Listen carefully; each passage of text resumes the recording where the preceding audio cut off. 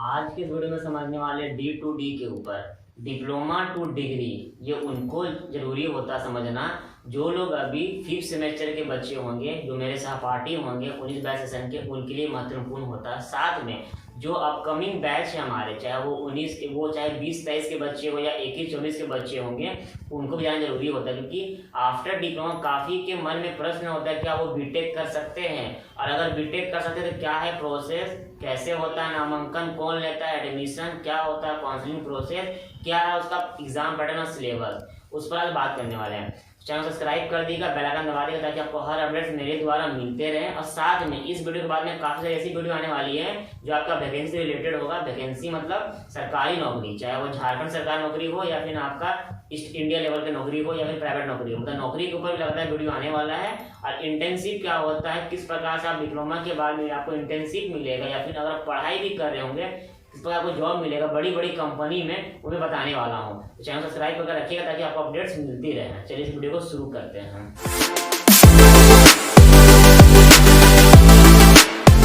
After diploma आप BTech कर सकते हो, चाहे वो स्टेट गवर्नमेंट का किसी कॉलेज में या प्राइवेट कॉलेज में, या फिर वो आईआईटी लेवल का कॉलेज ही क्यों ना हो। पर आईआईटी लेवल का कॉलेज के लिए कुछ अलग प्रोसेस होता है, उसको मैं अपकमिंग वीडियो में समझा दूंगा, बता दूंगा। मगर इस वीडियो में समझते हैं कि झारखंड में अगर आपने डिप्लोमा पढ़ा है या पढ़ाई कर रहे हो और झारखंड में ही बीटेक करना है तो उसका क्या प्रोसेस है आईआईटी आईएसएम को छोड़कर। अभी मैं बात करने वाला हूँ केवल बाकी स्टेट गवर्नमेंट या प्राइवेट कॉलेज के ऊपर में। देखिए, आफ्टर डिप्लोमा एक परीक्षा होती है डी टू डी के नाम से।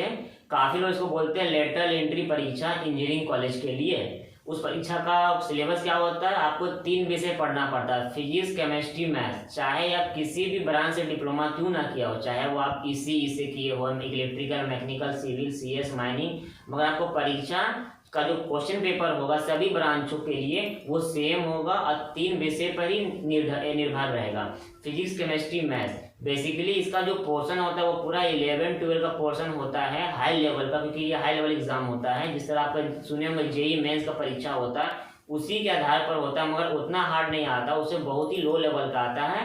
और जो बच्चे सोचते होंगे फर्स्ट सेमेस्टर हम पढ़ लेंगे चले या सेकंड सेमेस्टर मेरा डी टू डी निकल जाएगा, तो ऐसी बात नहीं। क्योंकि फर्स्ट सेमेस्टर सेकंड सेमेस्टर में आप बेसिकली पढ़ते हो थ्योरी पेपर, और यहाँ पे आपका न्यूमेरिकल आता है 150 नंबर का, ये एमसीक्यू क्वेश्चन होता है और आपको इस पर फोकस करना पड़ता है। और इसमें भी वही है, जिस तरह जेसीसीबी के द्वारा आपने एडमिशन लिया था पॉलिटेक्निक में, सेम पैटर्न में होता है। और इसका भी एग्जाम जेसीसीबी के द्वारा ही किया जाता है, प्रति साल किया जाता है। कब इसका फॉर्म निकलता है, जैसे ही आप 5th सेमेस्टर की परीक्षा को दे देते हो, रिजल्ट डिक्लेयर कर दिया जाता है या फिर नहीं भी किया जाता है, तो आपका ये फॉर्म निकल जाता है। इस फॉर्म को केवल वही भर सकते हैं जो बच्चे 5th सेमेस्टर परीक्षा दे चुके हैं, ठीक है। साथ में हो सके तो कभी आपसे 5th सेमेस्टर का मार्कशीट को अपलोड करने के लिए बोलता है। अगर अपलोड करने के लिए बोला जाएगा तो वो बेसिकली 5th सेमेस्टर का रिजल्ट आने के बाद ही फॉर्म निकाला जाता है। इसका एडमिशन लगभग दिसंबर मंथ तक होते ही रहता है।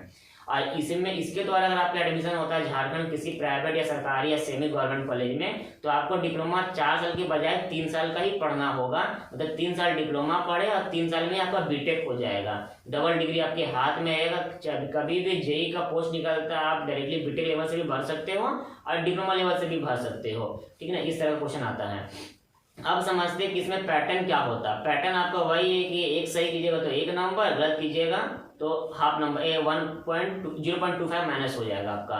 इसकी तैयारी कैसे करें, इसकी तैयारी के लिए बेसिकली यूट्यूब में ऐसा कोई चैनल मुझे नहीं दिख रहा, क्योंकि मैं खुद इसका तैयारी करना चाहता हूँ। मुझे कोई चैनल दिखा नहीं कि जिससे मैं फॉलो करूँ और पढ़ सकूँ। तो बेसिकली मैं जेई मेंस का जो होता है ना यूट्यूब में वीडियोस आती है किसी भी चैनल का, बड़ा बड़ा यूट्यूबर या बड़ा बड़ा टैगलाइन चैनल का, तो उसका वीडियो को मैं कभी कभी देख लिया करता हूँ। तो आप लोग भी उसका वीडियो को देख सकते हो। झारखंड के किसी भी चैनल के द्वारा अगर पढ़ाया जाता है फ्री में या फिर पैसा लेकर भी, और आप उसको कंफर्टेबल फील करते हो तो आप पढ़ाई कर सकते हो। मगर किसी भी ट्यूशन में जाकर फंस मत जाइएगा। अगर कहीं पढ़ने जाते हो तो पूरा पेमेंट मत कर देना इस चीज़ के लिए, और ना ही सोचना कि हम इसी से पढ़ के निकल जाएंगे।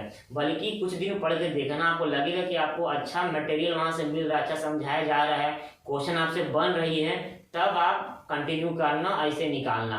इसको भरते तो काफ़ी बच्चे, लगभग 10 बच्चे भरते हैं, मगर एडमिशन सरकारी कॉलेज सीट काफ़ी कम, क्योंकि पूरे झारखंड में एक ही कॉलेज सरकारी बीआईटी सिंदरी, जिसमें भी क्या है कि सबका एडमिशन तो हो नहीं सकता है।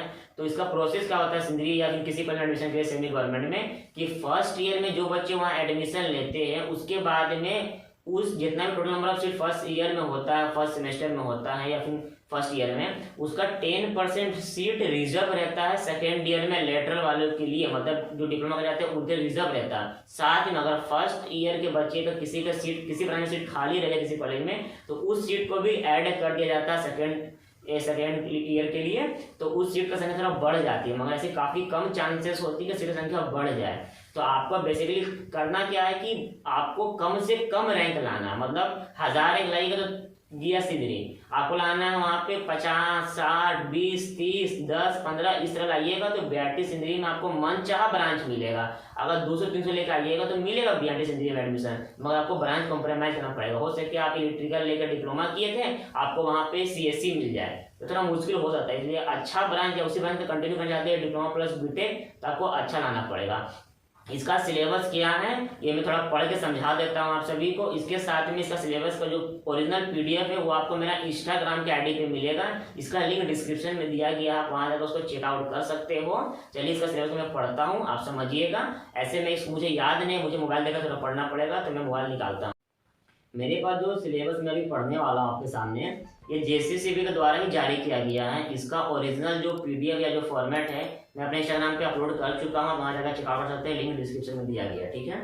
देखिए फिजिक्स के बारे में बात कर लेता हूँ, तो पहला टॉपिक है फिजिकल वर्ल्ड एंड मेजरमेंट, फिर है काइनेमेटिक्स, फिर है लॉ ऑफ मोशन, चौथा है work energy power, motion of system of particle rigid body, gravitational पढ़ना होगा, प्रॉपर्टीज ऑफ बल्क मैटर पढ़ना होगा, behaviour of perfect gas and kinetic theory पढ़ना होगा, वेव्स पढ़ना होगा, करंट इलेक्ट्रिसिटी पढ़ना होगा, मैग्नेटिक इफेक्ट ऑफ करंट पढ़ना होगा, इलेक्ट्रोमैग्नेटिक करंट पढ़ना होगा, इलेक्ट्रोमैग्नेटिक वेव भी पढ़ना होगा, ऑप्टिक्स पढ़ना होगा, dual nature of matter radiation पढ़ना होगा, एटम्स पढ़ना होगा, इलेक्ट्रॉनिक डिवाइस और थर्मोडायनामिक्स पढ़ना होगा, ये फिजिक्स में आपको।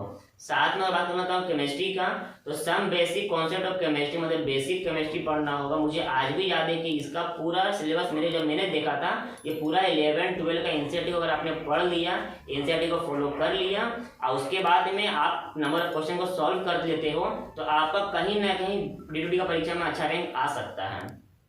उसके बाद सॉलिड स्टेट है, सोल्यूशन है, इलेक्ट्रोकेमिस्ट्री है, केमिकल काइनेटिक्स है, सरफेस केमिस्ट्री है, स्ट्रक्चर ऑफ एटम है, classification of elements and properties है, केमिकल बॉन्डिंग पढ़ना होगा, स्टेट ऑफ मैटर पढ़ना होगा, थर्मोडायनेमिक केमिस्ट्री का जो होता है उसको भी पढ़ना होगा, इक्विलिब्रियम पढ़ना होगा, रिडॉक्स रिएक्शन पढ़ना होगा, हाइड्रोजन एस ब्लॉक एलिमेंट्स पढ़ना होगा, पी ब्लॉक एलिमेंट्स पढ़ना होगा, इन्वायरमेंटल केमिस्ट्री पढ़ना होगा, डी एंड एफ एलिमेंट पढ़ना होगा, कोऑर्डिनेशन कंपाउंड पढ़ना होगा, अल्कोहल फेनॉल पढ़ना होगा, ऑर्गेनिक कंपाउंड, बायोमोलिक्यूल्स, पॉलीलेमर पढ़ना होगा। ये सब पढ़ना होगा केमिस्ट्री में। अब बात कर लेता हूँ मैथ्स के बारे में। सेट रिलेशन फंक्शन पढ़ना है, ट्रिग्नोमेट्री फंक्शन पढ़ना है, प्रिंसिपल ऑफ मैथमेटिकल इंडक्शन पढ़ना है, complex number of quadratic equation पढ़ना है, लीनियर पढ़ना है, परमिटेशन कॉम्बिनेशन पढ़ना है, बाइनोमियल पढ़ना है, सीक्वेंस सीरीज पढ़ना है, straight line, introduction of 3 dimension 3D पढ़ना होगा, लिमिट एंड डेरिवेटिव्स पढ़ना होगा, मैथमेटिकल पढ़ना होगा, statistics, relation and function,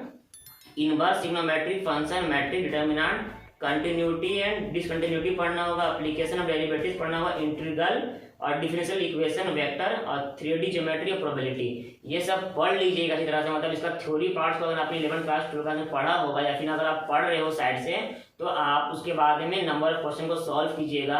previous question आपको बैंक मतलब क्वेश्चन बैंक आपको मार्केट में मिल जाएगा, उसको लेकर सिर्फ सॉल्व करना है। ये नहीं सोचना कि ये पिछले में आया था कि नहीं, उस पर रिसर्च मत कीजिएगा, बल्कि लीजिएगा और बनाइएगा। क्या होगा कि आपका बनाने का प्रॉब्लम दूर हो सकता है। बेसिकली मेरा ये एम नहीं कि मैं बीटेक करूँ ही करूँ, मगर मैं एक बार एग्जाम दूंगा, अच्छा रैंक आ जाने के बाद में अगर मुझे बीआरटी सिंदरी में, मैं जनरल से हूँ और मुझे अगर बीआरटी सिंदरी में माइनिंग मिलता है जहाँ की 2 सीट खाली रहती है हर साल, वहाँ मिलेगा तो मैं कंटिन्यू बीटेक करूंगा। और अगर मेरा रैंक अच्छा नहीं आएगा तो मैं डिप्लोमा के बाद बीटेक ना करते हुए अपने फील्ड लाइन में आगे बढ़ूंगा और अपने पीटी और आगे की प्रक्रिया को स्टार्ट करूंगा। ये आपको आप लोग पढ़िए अच्छा से, ये मैं बता दिया हूँ। इसके अलावा मैं अगले वीडियो में समझा दूंगा आप सभी को कि डिप्लोमा के बाद आप आईआईटी में कैसे एडमिशन ले सकते हो। आईआईटी कॉलेज क्या होता है वो आप सभी को मालूम होगा। आईआईटी में एडमिशन डिप्लोमा के स्टूडेंट ले सकते हैं, चाहे वो 12th पढ़े हो या ना पढ़े हो। अगर आपने रेगुलर बेसिस पे 3 साल का डिप्लोमा किया है तो आप आईआईटी जेईई मेंस के बाद एडवांस की परीक्षा देने के बाद में डायरेक्टली आप आईआईटी में एडमिशन ले सकते हो। वहाँ कितना सालों को पढ़ाई आपको करना पड़ता है, कहाँ मिलता है एडमिशन, क्या परसेंटेज चाहिए, वो अगले वीडियो में समझा दूंगा। तब तक के लिए जय हिंद, जय भारत। आशा और उम्मीद है इस वीडियो को आप लोग लाइक कीजिएगा, सपोर्ट कीजिएगा, ताकि मैं वीडियो लगातार आपके लिए बनाता रहूँ।